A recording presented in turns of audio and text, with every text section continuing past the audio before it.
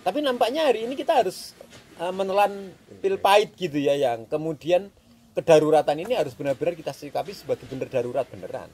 Sudah tidak ada lagi kegiatan warga yang keliteran. Saya ini di sini sejak pagi tadi di sini sendirian ini di Kampung Budaya ini.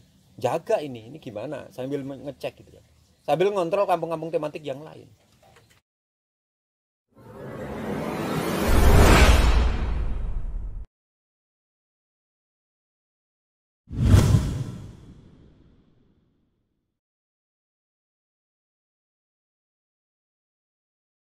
Inisiatif ya penutupan KBB atau kampung tematik ini berdasarkan hal apa dan seperti apa kronologinya hingga sampai ditutup.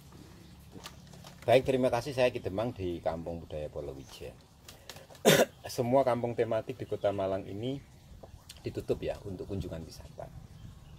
Tapi ada 3 kampung yang kemudian dibuka, 2 kampung untuk belanjanya dibuka. Misalnya Kampung Keramik Dinoyo sama Kampung Tempe Sanan itu dibuka. Sama Kampung Gribek itu dibuka untuk ziarahnya terbatas. Kampung tematik di Kota Malang jumlahnya ada 22, mengingat bahwa ada PPKM darurat Jawa Bali berdasarkan instruksi Mendagri dan kemudian diteruskan surat edaran wali kota, maka kemudian ya dengan terpaksa kita harus menutup karena kampung tematik di Kota Malang ini masuk kategori kampung wisata atau masuk kategori tempat wisata. Nah, wisata itu kan di dalam poin H masuk kategori tempat wisata yang kemudian harus ditutup. Maka kemudian kita mengikuti aturan-aturan itu. Dasarnya itu. Nah, kampung-kampung tematik yang jumlahnya 22 itu tadi malam itu saya koordinasikan. Melalui WA, saya telepon satu persatu, kemudian saya minta kepastian apakah kampungnya mau buka atau tutup. Ya memang ada banyak sekali keraguan, kebimbangan untuk kemudian menutup itu kan, karena sebenarnya sejak mulai pandemi COVID setahun lalu baru kemudian Oktober sudah dibuka kembali semuanya. Dulu dibuka kan ditandai dengan adanya event ya, event kampung tematik itu ya, 15 event itu menandakan bahwa semua kampung dibuka bergiliran sampai saat ini kan tetap dibuka. Padahal waktu itu juga sedang berlaku tentang PSBB, tentang PPKM ya. PPKM mikro kan berlaku, tetapi kan di dalam aturan itu memperbolehkan membuka dengan terbatas, misalnya dengan 50% gitu ya, atau 30% kalau aturannya seperti itu. Nah, mengingat kemudian aturan ini benar-benar harus ditutup total sementara, ya sudah kita tutup total sementara. Itu yang jadi berbeda. Kunjungan sudah mulai naik berkisar antara 15 sampai 30% ya. Intervalnya begitu, di masing-masing kampung berbeda. Tetapi karena sekarang kondisinya seperti ini, maka ini nanti bisa jadi dimulai dari nol lagi gitu loh. Karena tutupnya adalah tutup total meskipun kemudian sementara. Nah, yang kemarin itu kan tidak tutup total, tapi masih dibuka dengan protokol kesehatan yang ketat. Nah, itulah kondisi-kondisi. Semuanya tadi malam kita koordinasi, inisiatif dari Forkom Pok Darwis Kampung Tematik Sekota Malang. Untuk semuanya kampung kita tutup untuk kunjungan wisata, tetapi dibuka bagi kampung yang mempunyai yang menjadi tempat belanja, seperti Keripik Sanan Tempe, seperti Gerabah Penanggungan, dan kemudian Keramik Dinoyo itu kita buka. Yang belanja, kepentingan belanja silahkan.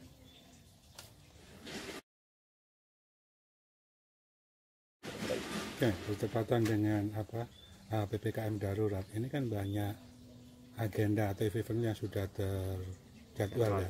Nah, ini solusinya gimana ini?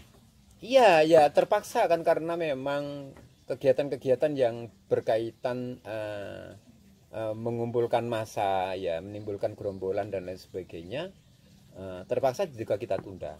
Padahal sebenarnya sebelumnya kita merencanakan bahwa kegiatan event itu kita selenggarakan dalam bentuk happening art gitu ya, artinya bahwa kegiatan tidak banyak mengumpulkan warga tetapi lebih banyak praktek-praktek tentang event kewisataan ya, yang menjadi event kewisataan yang paling gampang itu kan eventnya ditandukkan dengan gelaran seni budaya, tapi dengan konsep happening art, dan konsepnya adalah mungkin dengan virtual tour atau mungkin live streaming begitu ya.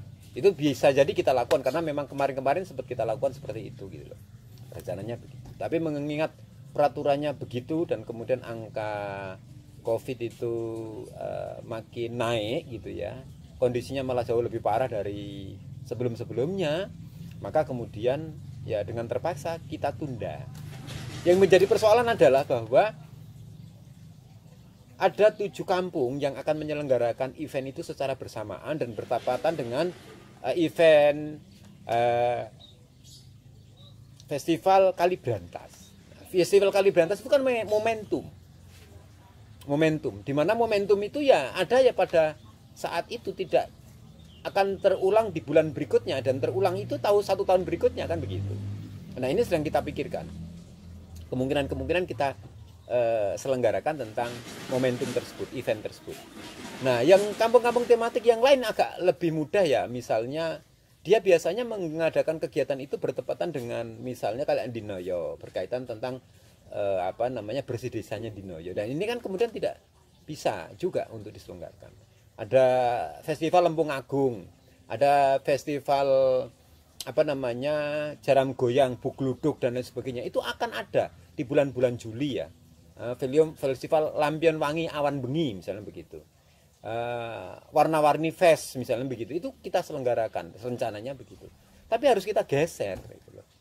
Kita tunda gitu, padahal sebenarnya secara konseptual sudah matang jadi ya, karena memang mereka acuannya adalah membuat proposal gitu ya, terus kemudian akan siapa saja yang akan terlibat. Nah akhirnya begitu, terpaksa kita geser. Saya kira ini yang harus kita sampaikan agar kemudian wisatawan tidak kecewa, karena memang wisatawan di Kota Malang ini nampaknya lebih banyak menunggu event. Ya, jadi karena kunjungan seperti biasa sudah pernah terjadi, tapi mereka menunggu event. Nah, event-event yang menarik yang ada di kampung-kampung itu sebenarnya hiburan buat mereka dan bisa jadi tempat untuk berkunjung ke ke kunjungan dari daerah-daerah luar. Akhirnya ya dengan permohonan maaf untuk kita tunda. Tunggulah saat kondisinya menjadi lebih baik. Dampak ekonomi untuk masyarakat ini kemarin setelah bulan Oktober ada peningkatan yang cukup signifikan. Karena kampung tematik ini tidak hanya dinaungi di Dinas Pemuda Olahraga dan Pariwisata saja, tetapi ternyata masyarakatnya ada yang bernaung di bawah kedinasan lain, misalnya pertanian, ke dinas ketahanan pangan ya, maksudnya ada juga dinas koperasi UMKM atau dinas kebudayaan. Nah mereka ini kan sebenarnya bergeliat dari sisi ekonominya karena ada kampung ini ya, peningkatannya lumayan. Dan kemudian memang selama masa Covid itu banyak sekali kegiatan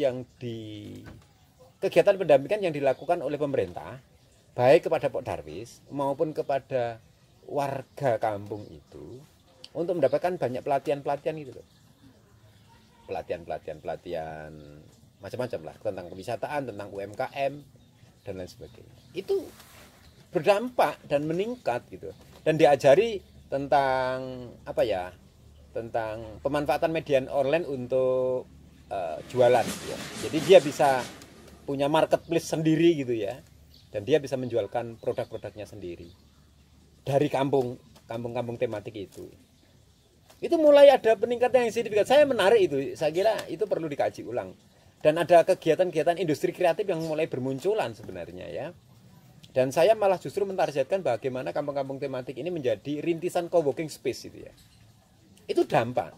Tapi kali ini karena ada PPKM begini ya, menelan pil pahit ya, mau nggak mau dan lain sebagainya. Tentu ini akan berdampak pada keseharian.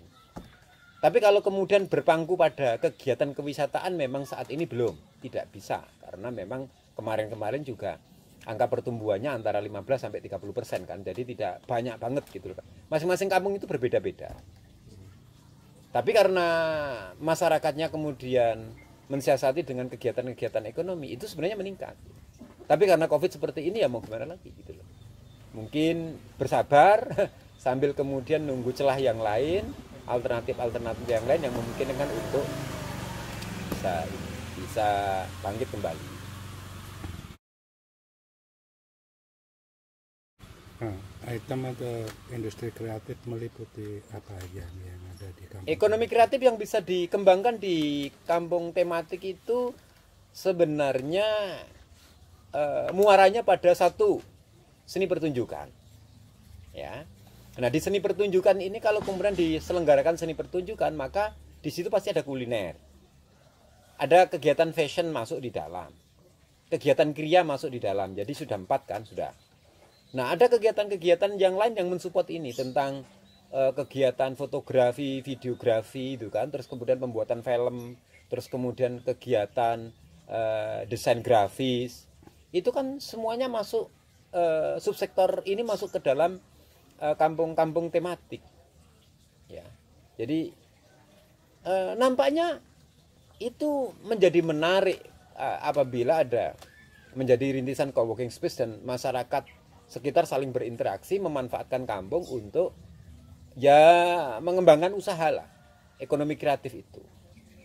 Kriya saja, saya kira kampung-kampung kan kayak di kampung budaya Polowijen nih gitu ya. Kita nih kriya, kuat di seni pertunjukan, fashion juga kuat soal kebaya misalnya begitu ya. Terus kemudian kuliner juga kuat. Nah mungkin di soal desain yang mungkin kita masih soal videografi gitu ya kita nggak kurang-kurang. Nah sebenarnya ini menjadi apa ya ekosistem yang apabila ini bisa dimanfaatkan oleh multi stakeholder atau pentahelik ya, pentahelik ekonomi kreatif itu saya kira itu peluangnya di situ.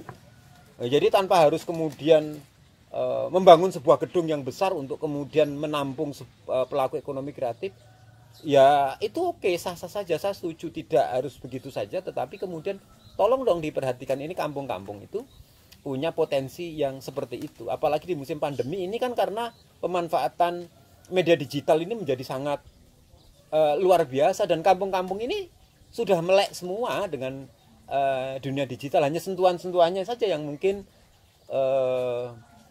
sisi satu kurang artistik, mungkin yang kedua apa namanya kurang apa namanya teknik garapannya mungkin kurang bagus gitu ya. Mungkin hanya begitu saja. Jadi perlu ditingkatkan di sisi kualitas sebenarnya. Karena SDM-nya itu ada. SDM-nya ada. Nah kebetulan kita ini juga sudah kerjasama dengan perguruan tinggi. Ini harus perguruan tinggi harus benar-benar dimanfaatkan untuk mengisi ruang-ruang kosong yang ada di kampung ini, gitu ya. Satu bisa dijadikan sebagai kampus Merdeka Belajar. Yang kedua, bahwa semua kampung-kampung tematik di Kota Malang ini bisa menjadi tempat untuk mereka praktek KKN, PKL, magang, on the job training dan lain sebagainya untuk mengurusi apa yang menjadi kebutuhan kampungnya untuk diwisatakan, gitu loh. Mulai dari soal kepemanduan wisata, mulai dari soal manajemen tata kelola wisata, itu bisa dilakukan. Bahkan kemudian warga masyarakat atau mahasiswa-mahasiswa pun juga kemudian bisa terlibat dalam bentuk pengabdian. Ini hari ini ada pengabdian di Kampung Budaya Polowijen. Ini menarik.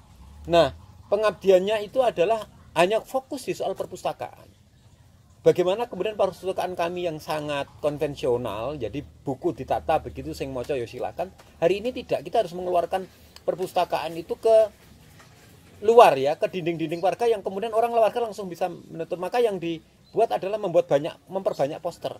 Yang orang warga kalau kemudian melihat itu bisa langsung membaca, oh ini poster ini bercerita tentang semua kuliner Nusantara misalnya begitu ya. Itu bisa dibaca. Tadi bisa dilihat ya tadi itu. Itu bisa begitu. Terus bisa juga, nah kali ini kita sedang menggarap tentang perpustakaan yang berbasis aplikasi gitu ya. Android gitu ya. Jadi pakai web, pakai apa namanya sosnya di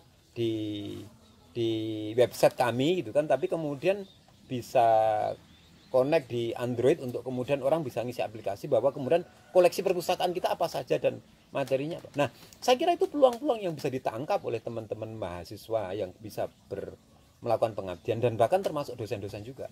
Karena ada program-program doktor mengabdi dan lain sebagainya. Saya kira itu bisa datang ke semuanya kampung tematik tanpa terkecuali itu. Di situ. Pak, kalau respon dari warga Pak ketika kampung tematik ini harus ditutup gimana Pak? Warga kampung tematik ini. Jujur aja warga ini sebenarnya mempunyai kekhawatiran yang tinggi karena seringnya mendapatkan informasi baik dari medsos atau apapun tentang meningkatnya kasus Covid ini. Jadi mungkin di warga-warga sekitar di awal-awal mungkin terlalu parno ya. Sekarang mereka mampu beradaptasi terhadap informasi. Tetapi ketika angka itu benar-benar tinggi, mereka khawatir was-was gitu loh ya. Memang sebagian akhirnya sepakat untuk menutup. Yang kedua, ya ada yang nggak siap. Sebenarnya hari ini 3 hari berturut-turut di Kampung Budaya Polojan, Jumat, Sabtu, Minggu, Sabtu ini juga itu sebenarnya ada kegiatan pengabdian masyarakat yang dilakukan oleh UM untuk kegiatan literasi kewirausahaan. Konteksnya salah satunya adalah nyentuh soal batik, nyentuh soal kuliner, nyentuh soal kriya yang lainnya, kewirausahaan. Mau 2 hari melakukan pengabdian. Kami sudah diminta untuk mengumpulkan 40 warga dan kemudian UM itu akan mensupport segala macam apa yang menjadi persoalan-persoalan kami. Tapi ya akhirnya kita batalkan. Nah padahal itu adalah media bagi kami untuk interaksi, untuk ketemu, untuk saling berbagi, tukar pengalaman, tukar informasi, agar kemudian kampung-kampung ini biar tetap jalan gitu loh.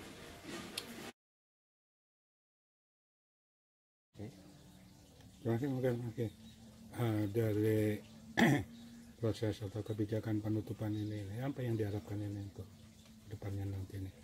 Satu, berharap bahwa kemudian kondisi darurat ini cepat berakhir dan berangsur kembali ke normal ya, new normal lah.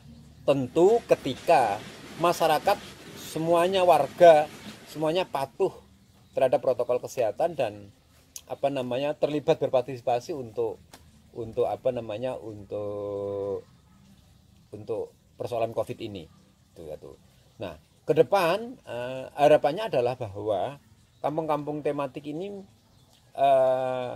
dalam hal konteks kewisataan mungkin bisa saja tidak dikunjungi dalam konteks fisik begitu ya, tapi kemudian karena kampung-kampung tematik sudah kita sarankan untuk memanfaatkan media online untuk melakukan promosi. Saya kira teman-teman bisa mencari sisi lain dari online itulah.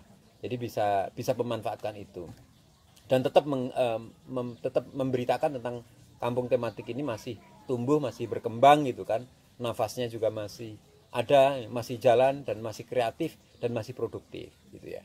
Harapan berikutnya bahwa karena kondisi seperti ini, pemerintah perlu turun tangan untuk benar-benar memperbaiki semua kampung tematik. Jadi karena kampung tematik ini kemarin ini memang terpuruk dari sisi perawatan sarana prasarana, pemerintah harus mencari terobosan-terobosan agar kemudian semua kampung tematik di Kota Malang ini yang ada 20 itu benar-benar diperhatikan dan kemudian dibangkitkan lagi dengan perbaikan sarana prasarana, infrastruktur dan sebagainya. Penambahan anggaran event dan mengkurasi kegiatan-kegiatan event itu perlu dilakukan. Promosi yang berkaitan tentang kampung tematik sebagai tempat wisata di Kota Malang agar kemudian kunjungan wisatawan di Kota Malang itu meningkat, itu juga perlu kemudian didorong. Nah, pemerintah memang sebenarnya sudah tidak kurang-kurang kepada kampung tematik dalam hal memberikan pelatihan SDM kampung tematik, itu tidak kurang, serius. saya kira sangat berlebihan ya, karena banyak sekali kita sudah, dan bergantian maksud saya, warganya sudah bergantian mengikuti itu dan paham itu. Yang terpenting sekarang ke depan itu adalah bagaimana mencari kanalisasinya, adalah mencari bentuk-bentuk aksi ya yang bisa dibangun dari kampung tematik ini agar kemudian lebih meningkat, lebih kreatif, lebih produktif, agar kampung tematik yang ada di Kota Malang yang merupakan satu-satunya kampung pertama di Indonesia memperkenalkan tentang kampung tematik dan kemudian diikuti seluruh Indonesia gitu ya, mencontoh konsep kampung tematik di Malang ini, itu benar-benar menjadi inspiratif bagi kampung-kampung lainnya ya, seluruh Indonesia.